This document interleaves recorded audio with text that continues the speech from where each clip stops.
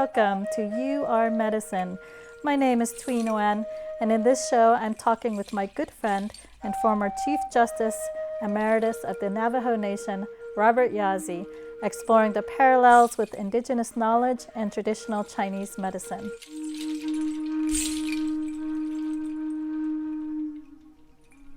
I met Robert about 8 years ago, and we developed a friendship over discussions around peacemaking and healing.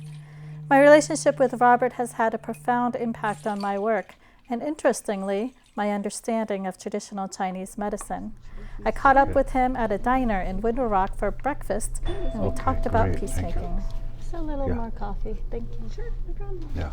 You know what's very interesting to me is your dedication to peacemaking and what that means. You were telling me a few stories back when you went to law school, right? Where'd you go to law school? I went to University of New Mexico, School of Law. So even though you have the Navajos, you have your own jurisdiction here, it's still by like Western law, right? Well, yes, I mean, there's Western law and there's Navajo law at work.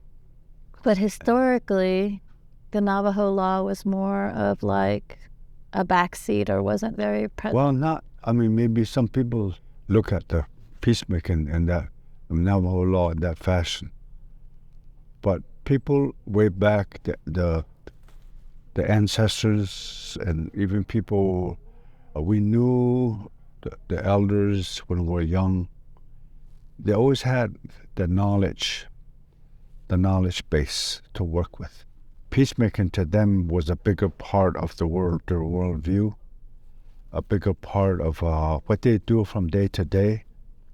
And I think what people live, if you ask questions and observe the people who are really into being Navajo, thinking Navajo, acting Navajo, and they were taught that, the number one element is your thought. Your way of thinking for the day. I mean, you can see some stuff in the Navajo way that's also the same in other cultures. Sometimes you say, like we have similar stories almost. The story where you come from, the story where I come from, the story of other people. There's something very common about all of them. Yeah, I know. But you see, you see politics, you see what you can learn. I always tell my students, I'm not teaching you law. You can do that on your own. What I want to teach is what you can do with it. You think with it, makes you a thinker. Not only that, you can put you in action. When I went to law school, what I learned was the American society, they have a guiding principles, written law. Mm-hmm. And sometimes I tell students, if it wasn't for that, there'll be no America. I mean, there's so much driven by written documents, written law for guidance. Mm-hmm. I mean, it's what guides their thinking, it's what gives them direction when there's a decision to be made. And you're talking about American law. That's the American way. And how about Navajo way? The Navajo way is the same thing. I mean, that there's stories, there's teachings, just not teaching per se. They have a purpose. So, like in the Navajo way, it's more of an oral tradition. Basically it's all tradition, but there's also in ceremonies there are people write things down and they make pictures that represent the healing portions of their work. Like the sand paintings? That's the feel of the ceremony, the medicine was just wide. I mean, there's just so much to learn. Just like when you study medicine in the Western way, I mean, there's so much to it. Yeah, that, yeah. You can't just learn everything. And the same holds true with the indigenous people, with the Navajo people. There were so many medicine men who knew of different types of medicine to heal the mind, the body, and the spirit. So some were focused on bad experience. If your mind is your body, your spiritual being is not in line with each other.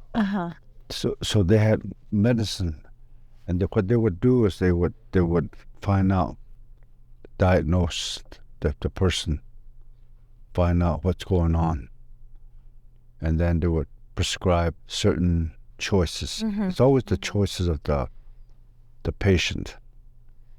Well, it's interesting that I asked you about peacekeeping, and then we're talking about healing, right? And I think that that's kind of like how our relationship developed. That there's something like they're the same. They're the same. Well, there's what do you mean? What's your understanding of this? The same. Well, I asked you about peacekeeping, and it seems like the healing, the knowledge that underlies both healing ceremonies and peacekeeping have the same principles. They have the same source. Source. Or derive from the same source. Right. And so they can split. It's like a plant that's a seed. You let, the growth of whatever, the tree or the plants, they develop branches. Right. It comes from the same, the same knowledge base. It's like in traditional Chinese medicine, there's a source of knowledge, and then from it comes medicine, comes feng shui, even comes astrology, comes lots of different things, but it's based on the same source. It's like that. I was telling you about how the Navajos really look at nature for guidance. Yeah.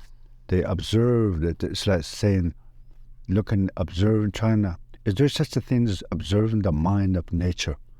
Is there such a thing as looking at the nature, how it acts, how it uses its mind, and how do they work, like air, like water?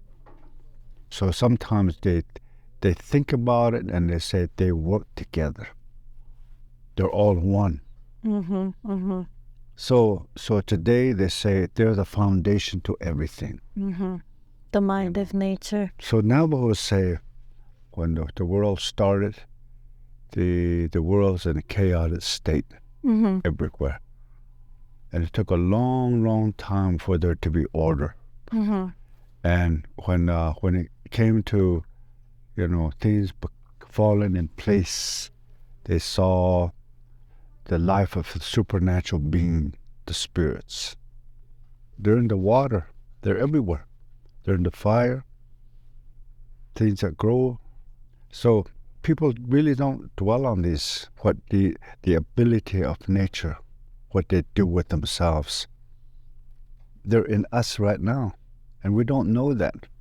We're not supposed to know. We're not supposed to know? Yeah. Who talks about nature, right? I do. For guidance. Who talks I about, do, you do. Who talks about, But yeah, not many who people talks do. about the earth and the sun, the earth and the universe were put in place with thought. And when that happened, things energy began to form. And at the same time, you have water that was put in place with, what you can do, what the mind can do for action, for results, for anything. Right. They knew how to adapt. And Navajo would say, when you pray, when you sing, that's where that communication comes in. Through that, there's probably a code in the language. You repeat things over and over and over until you capture the attention of the other side, or whoever is around everywhere. So sometimes they want to know if you're sincere about what you want. But the Navajos were all together. I mean, there were problems. So when nature was able to, run the world, run everything, the days and the clouds and the trees and the growth, that was something really, really beautiful. And in it, nature could not operate just purely as without the negative energy. Negative energy had to be a part of the positive energy for there to be life. So don't ask me the question, how is that? I don't know, because I've just been told time and time and again. So you can understand that times do change to try to create the right condition for life, for there to be life. So Navajos know that. They also know the potential of the bad energy. It can take life. So they think about the dichotomy of what's good, bad energy, and how much they can destroy you, they can bring benefit to you. If you have that kind of thought, and it'll give you, in time, you'll be able to see things like pattern. Mm-hmm. And the holy people were trying. The holy people meaning the water. I mean, they form us. You as a woman, me as a man. How does nature do that? Right? Right. And when we die, we go back to nature. Medicine man says there's a stillborn was dying, the spirit, the air people took back. The fire being took the child's, heat back. They took everything. Mm-hmm. Mm-hmm. So the last one was your spirit. They always say there's two things in everything. I still look at that and I understand how much do I understand? I think I understand well enough that I talk about it all the time. That I see that you say, where do the Navajos get their understanding to make things work for them? And some of that knowledge base is, like I said, like we're saying that the spiritual people, they create patterns, and that's what gives them something to reference. This is how we did. This is what didn't work. This is bad energy. This is good energy. They were able to put things in perspective. Yeah. So Navajos rely heavily on past experience, and the future is unknown. I'm thinking about a lot of things as you're talking. I can't help but think about the parallel between Chinese thought, because I practice traditional Chinese medicine, yin and yang patterns, and nature, right? Mm-hmm. Very strong things that guide Chinese medicine. Mm-hmm. And I'm particularly interested in, I guess one question I have is, you said we're not supposed to know the mind of nature or what is guiding us right now, and I don't know I don't know if I think that. Oh, what? I think we don't know that we're not supposed to know the mind of nature that guides us. Mm-hmm. Maybe what you mean, and this I agree with, is that knowing is kind of like a concept. Yeah. I think we are supposed to be the nature that guides us. We're supposed to know not with our minds, but maybe with our being and our heart. Mm-hmm.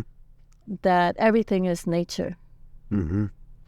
So I'm particularly, and I think I'm also obsessively thinking about all these things all the time, because I think the biggest illness of the modern time is our disconnection from nature, from the patterns. I don't know if we can completely disconnect because we are nature, and so no matter what happens, we're guided by that principle. But I think that we can live in ignorance of it, and because we are in ignorance of our connection, we hurt ourselves and we hurt each other. And so for me, healing is coming back to a knowing, not a conceptual knowing, but like a knowing of nature in ourselves. And in that way, it just guides us spontaneously. We know what to do and how to be in harmony. Mm-hmm. But we're so disconnected. And Disconnected from what? from the things that from the source, from the things that are guiding us. We don't even know it. We think that we're doing everything. We have no acknowledgement of the power of nature, just to name one. I mean, I think there is a greater source too. But because we think we run the show, we just live in our own minds about things and concepts, but we don't understand that wisdom that you're pointing to, or the bigger things that are actually creating and sustaining life. Mm-hmm. And so for me, I feel that reconnection, or that reverence, or that respect, or even simply the acknowledgement of all those things are very important to healing, and probably very important to peacemaking.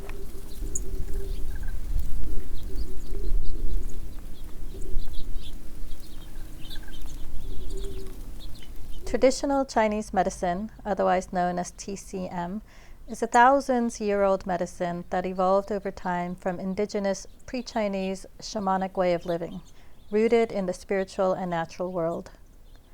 Over time, it has adapted in many different ways to different times and different parts of the world. In the modern Western world, like in America, its standardization and adaptation requires a more clinical and prescriptive application, reflecting Western medicine and Western ways of thinking. However, traditional Chinese medicine's roots and cosmology offer a wholly different way of being in relationship to the world. The human being is considered a combination of nature, the earth, and spirit, the heavens, and is inseparably connected to the forces that govern both things.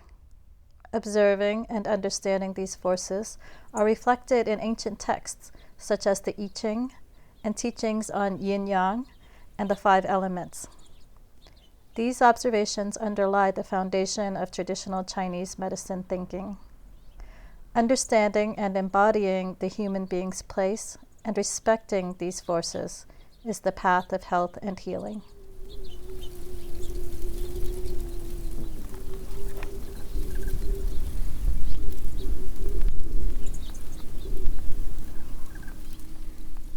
I think another interesting thing is when I talk to you about being Navajo, you talk a lot about tradition, but I think that it's kind of complicated now, right? I mean, it means different things because the modern world and what's happened.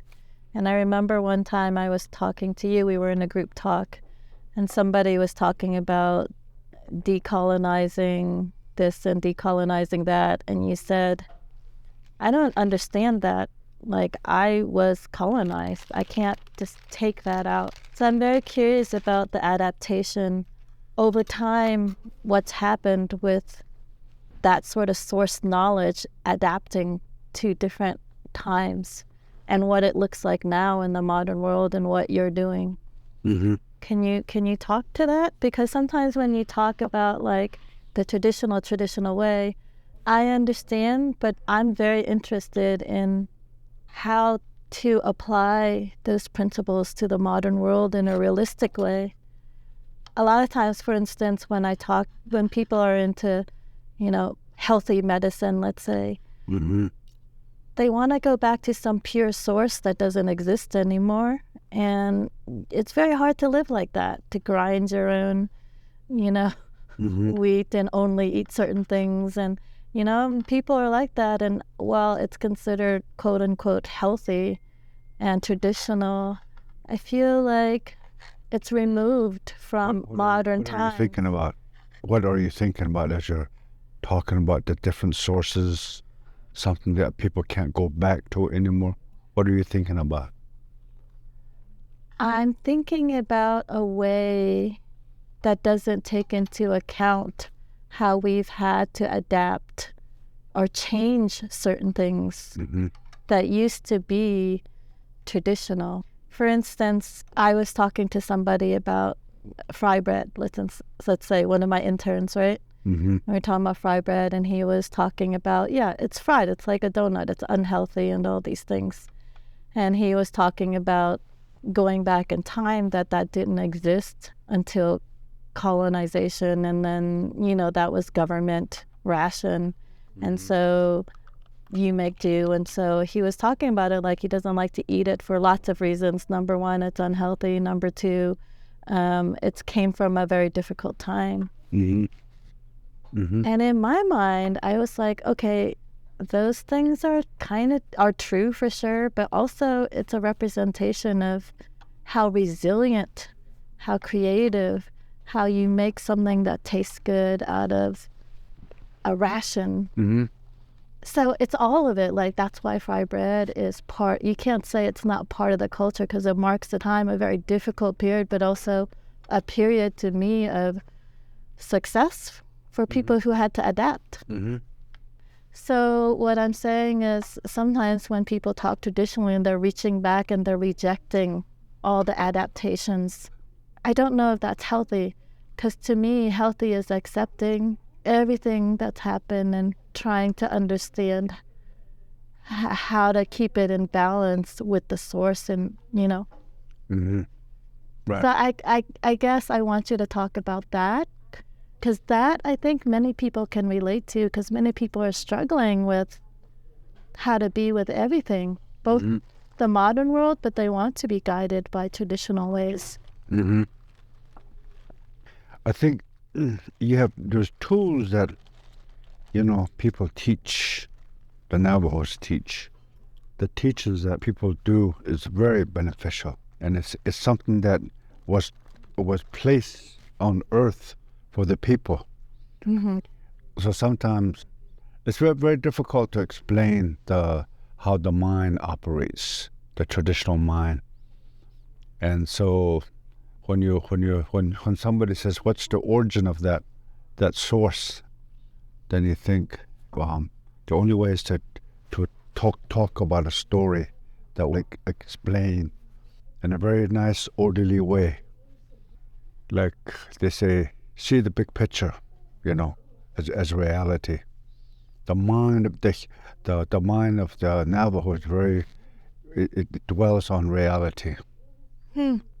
And so they take reality as an element to learn. Reality being whatever's to happening. Evaluate whether something will work or not. Yeah. Like you mentioned fry bread, that was the first thing that ever came to them, and it was just a matter of survival. Yes. They were here at Bosque Redondo for 4 years, and from the beginning, a lot of them died, and they were looking forward some way to plant. They couldn't plant.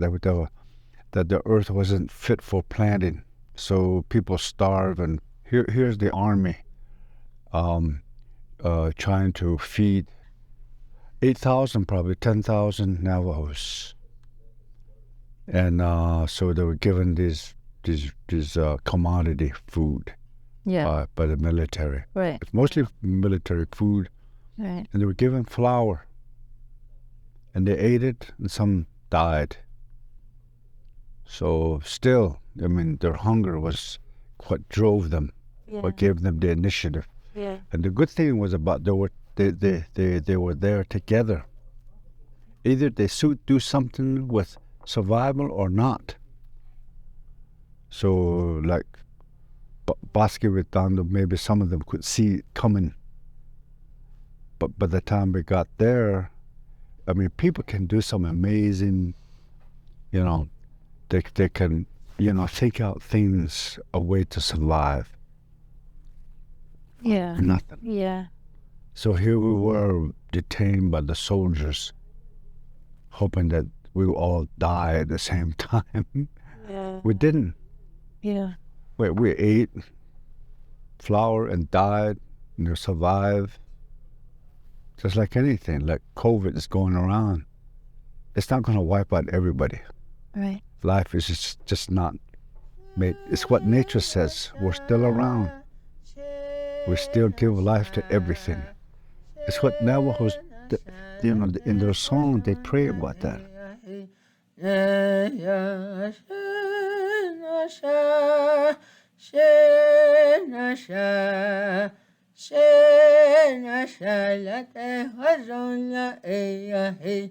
The long walk to Bosco Redondo was the 1864 deportation and attempted ethnic cleansing of more than 10,000 Navajo people by the United States federal government. The Navajo people were forced to leave their homeland by foot and walk up to 450 miles during the winter, crossing very difficult terrain. They were not informed as to where they were going, why they were being relocated, and how long it would take to get there. They left behind a vast mosaic of sacred mountains and canyons, colorful desert plains, oak, juniper, pinyon woodlands, pure streams, and abundant game. They had no idea that they would take up a new life on an overcrowded and gloomy prairie with no building materials, short grass, limited arable soil, few trees, and little game. The long walk ran across the Colorado Plateau, through mesas and canyons of sandstone, past mountains with timbered slopes, and around and across sheets and rivers of frozen lava. The trail ended at Bosco Redondo. The walk was so treacherous that upon arrival to Bosco Redondo, at least 200 people had died.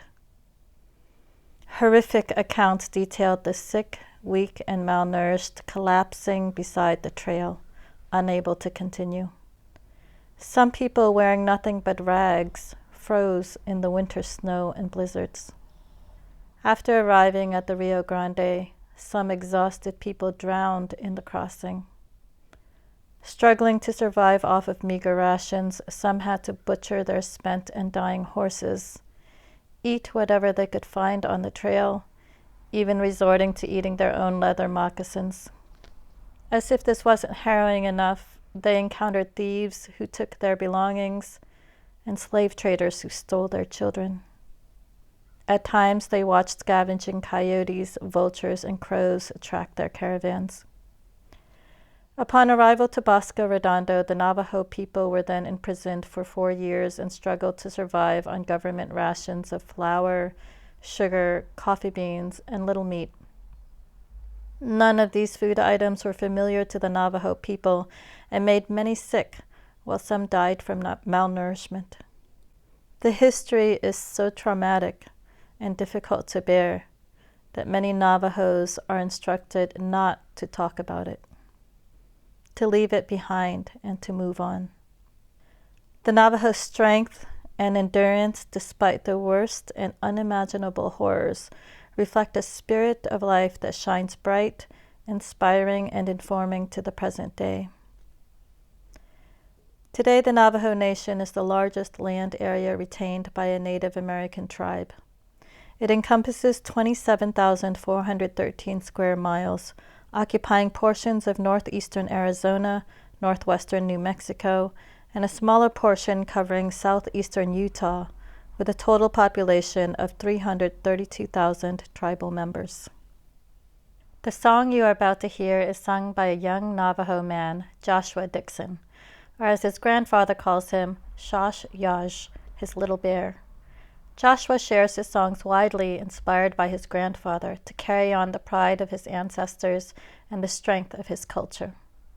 This particular song comes from the Navajo people returning from the long walk, in which it declares, after facing years of hardship and oppression, I am walking, here I am walking, towards beauty and happiness I am walking.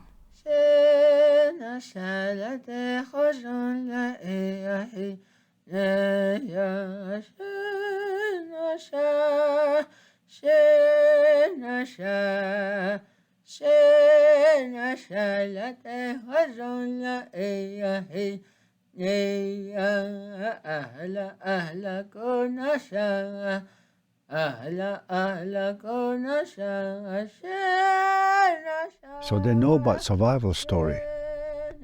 So they go back in time, what the ancestors who exist in spirit done to escape chaos, life or death situation.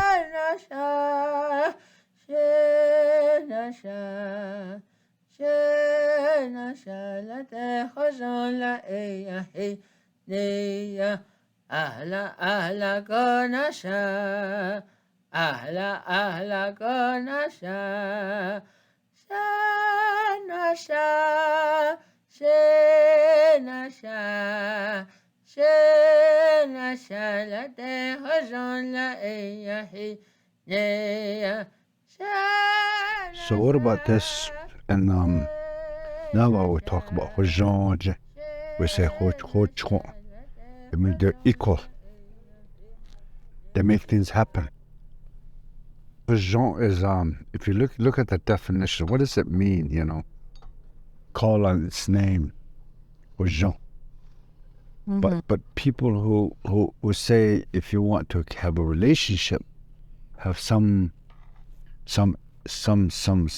touch of insight into the powers of the, like say, yin and yang, right? Right. You already have aspiration that you want the best of the best of everything. But the beginning of this world, way back, the bad energy was there already. Right.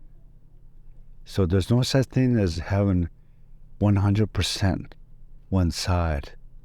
Yeah. And there's no such thing as 100% on the other side either. Right. And Navajo's people in their stories that they tried to do that.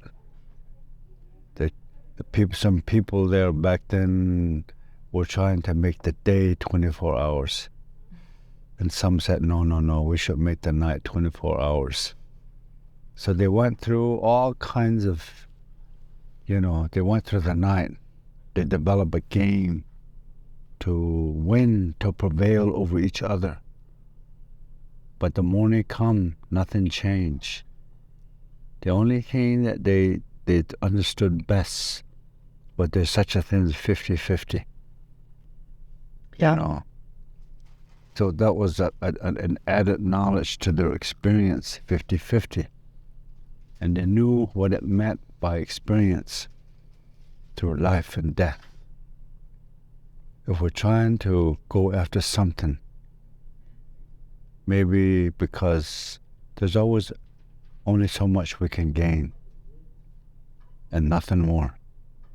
Or that the supernatural being is probably saying, you can only learn what is determined in the best interest for you.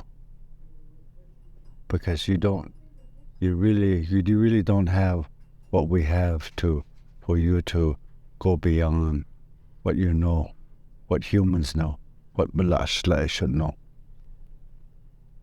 So I think that's why there was a confusion. Confusion is good for them. Confusion is good for everybody. And it's present everywhere. Confusion is good for everybody. Yeah. Like the white primacy, the supremacy. As we want to make every white people supreme. But they can't do that. Not everybody's in the same boat. But that's not good for people of color. That is where we gain our knowledge. Mm-hmm. In the midst of confusion, in the midst of chaos. When we say we want to learn human nature to work with human being, then that's a good thing we do. And some people know that. Some people are good at it, doing that. And you always know you do your best whether you get there or not, you do your best. Mm-hmm. You're not always going to get what you want. They're taught that way. So when they reach that point, they didn't get what they want. They say, well, they take it in good spirit. Mm. Next time I'll do it. So if you learn that, you'll find that there's every people don't take too well to lose it. And some do. And the ones that do really are very successful people. So confusion forces clarity. It creates a sort of sense of defeat, the confusion. So it forces clarity. Is that why it's good for us? Mm-hmm. Yeah. As a cycle.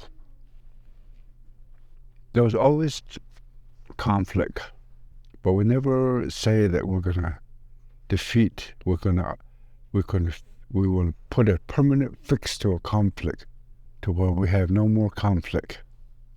We're not made to think that way. We're made to acknowledge something that's fixed for now, but in time it'll be forgotten.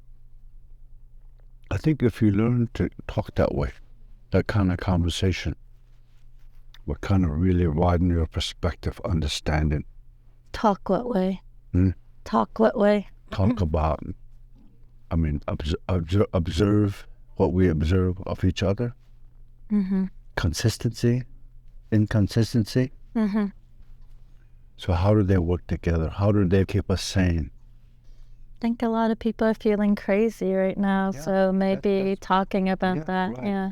It's going to get worse, I say. Like you said, this is the perfect time for the tiger year come set in. It's healthy, good. Either we learn or we don't learn. And even if we don't learn, it's good. Even if we don't learn, it's good luck.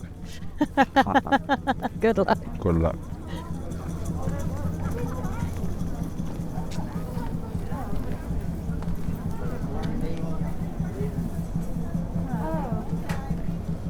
Were you always guided by these principles all your life, or was there some point where...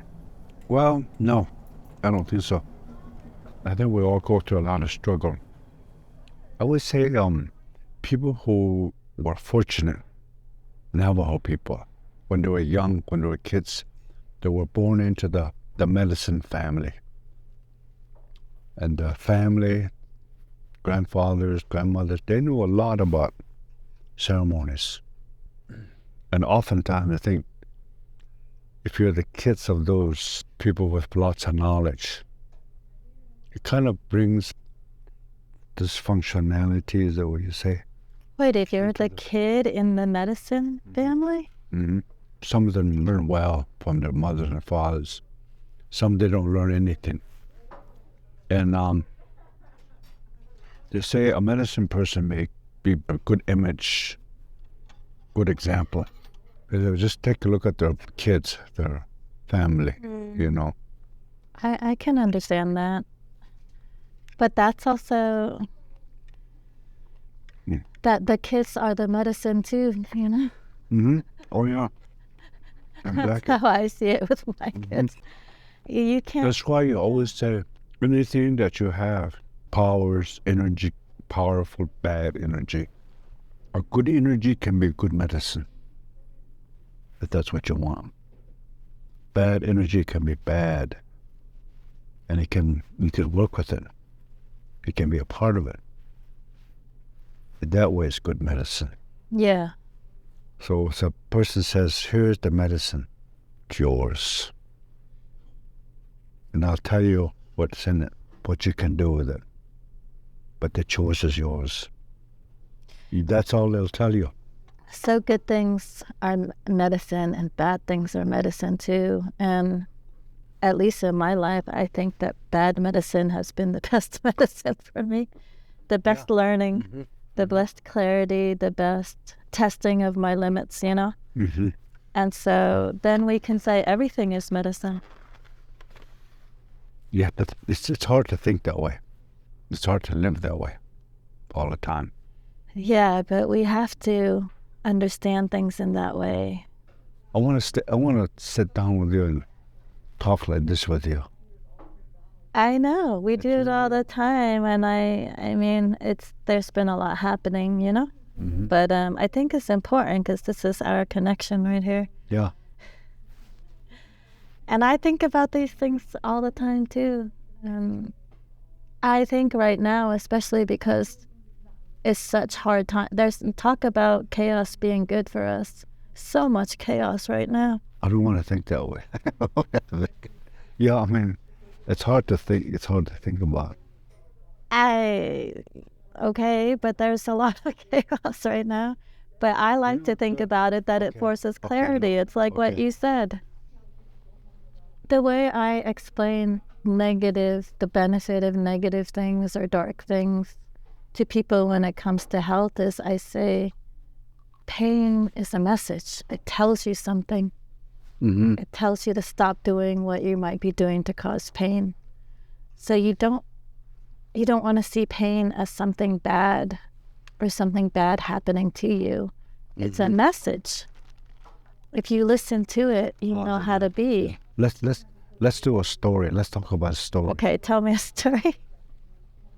Yeah. One changing woman gave birth to twins. The twins did their thing. They destroyed nearly all the bad, what they call naye. Yeah, I know that And they story. came to that, each one of them. They begged to live. And they said, if you let me live, I will help you, show you how to go forward. Yes. So that's evil talking. You know, if you make me live, I mean, the word must have been good. They lived their word. Well, so this story is exactly what we've been talking about. The things that beg to go on are hunger, Sleep, sleep, old age, old age, cold. Yeah, all the things that make us uncomfortable we don't want in our lives. Mm-hmm. Beg to stay alive.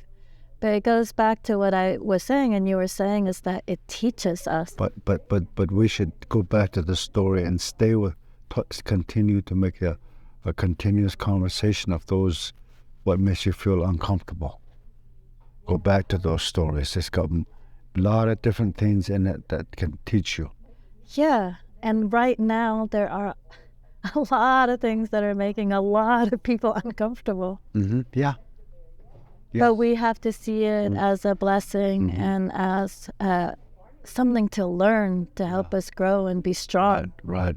Mm-hmm. It is. I think it is. It's compelling us to do that. And that way, it's not just all bad. And good is not all For sure. good either. It can't be. It can't be.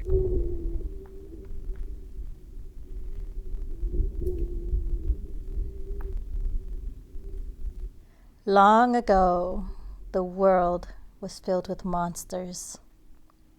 One day, Changing Woman, the daughter of first man and first woman, gave birth to twin boys.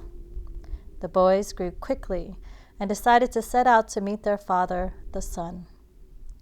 Spider Woman taught the boys to sing protective songs and gave them eagle feathers for their journey. As they sang, rivers and cliffs parted to let them pass. After a long, long trek, they finally arrived to the turquoise house of the sun. When Sun saw the boys, he tested them to make sure they were indeed his children.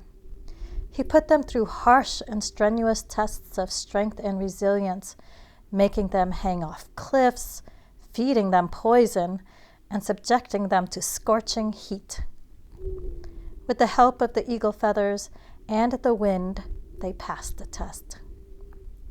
The sun then accepted them as his sons and gave them magical flint armor, lightning arrows, and stone knives to rid the world of monsters. He also gave them beautiful new clothes and bound their long hair like warriors. The twins set out to vanquish all the monsters. Over time, they slayed many giant, fierce, and dangerous monsters. Oftentimes, one brother would go out to fight, while the others stayed back to protect him with prayer and song. When all the monsters were slayed, the twins held a healing ceremony to return them to harmony after all the fighting. There was great rejoicing.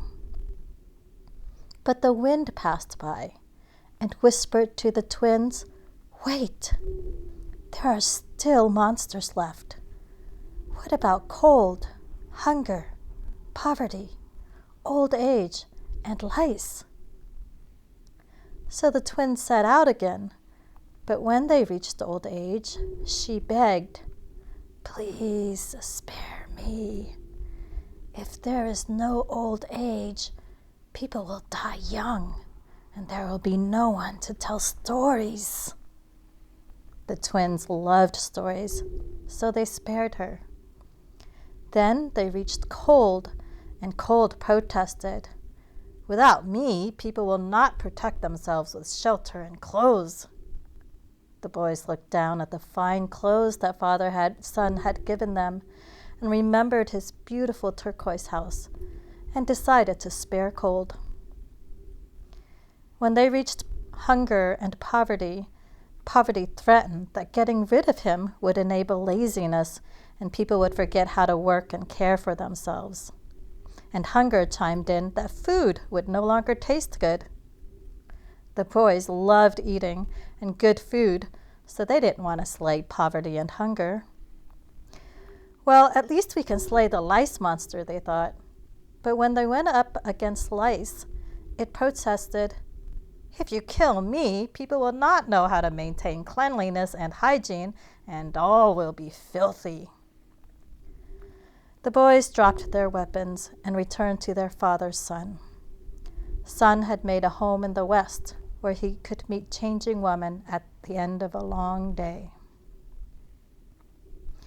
With beauty before me I walk, with beauty below me I walk, with beauty all around me I walk. Let there be peace. Okay, one last thing then. Mm-hmm. The source that creates both good and bad. Mm-hmm. The source gave us, quote unquote, bad for good. So I believe then everything is good. Because it's like the discomfort is teaching us. Mm-mm. In certain ways, yeah, I guess, yeah. I mean, But you see something. There was a guy, a Sioux guy, talked recently on our radio, and said, "You're at that age, you're a grandpa." So when the gathering of grandfathers, we want your wisdom. So I went. There's about 4 of us. One guy who's 50, he's considered as an elder, and he said, "You know what changed my life is I was right at the end, going this way or stay here." He said, "I seen something that I can never ever, make people explain what I saw." If you think you saw something that's so scary, what did he see? he saw something that he can't forget.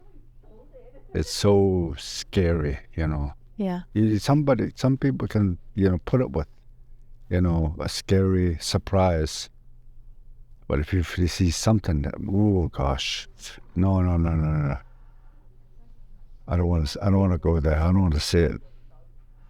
People see that in different ways, from different experience.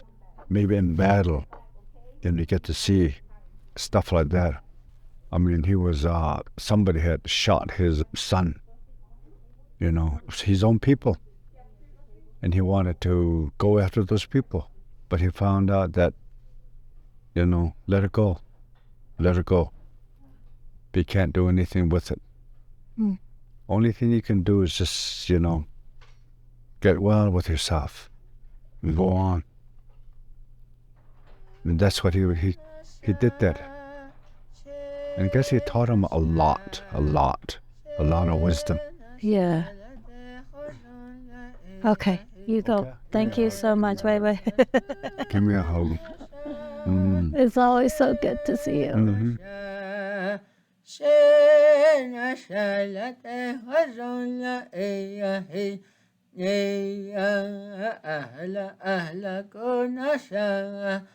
أهلا أهلا كون شا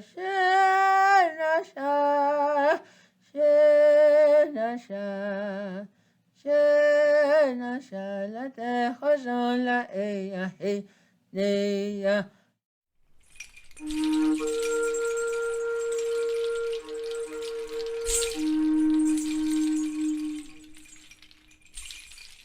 Thank you for listening to You Are Medicine. I hope this program has been good medicine for you. A very special thank you to former Chief Justice Robert Yazzie for sitting down with me, and deep gratitude to Joshua Dixon for the gift of your beautiful healing song. If you feel inspired by this program, please share it with your friends and family, and visit bcaclinic.com/yourmedicine for more information.